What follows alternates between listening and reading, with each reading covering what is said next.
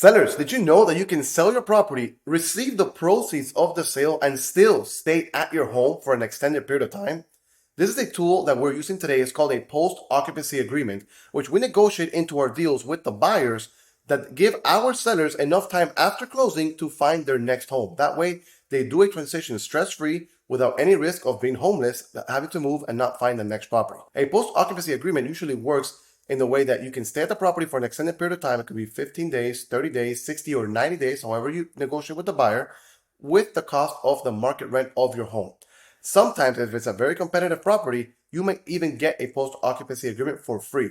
Now, that kind of falls into the ability of your agent to negotiate, but you can do this. I've done this for clients before, and if you are looking to make a move but you're stressed about being homeless, not having enough time to find the next property because the inventory is still very low, use this tool to your advantage to give you enough time to find that next property stress-free. But if you guys have any other further questions, don't hesitate to reach out.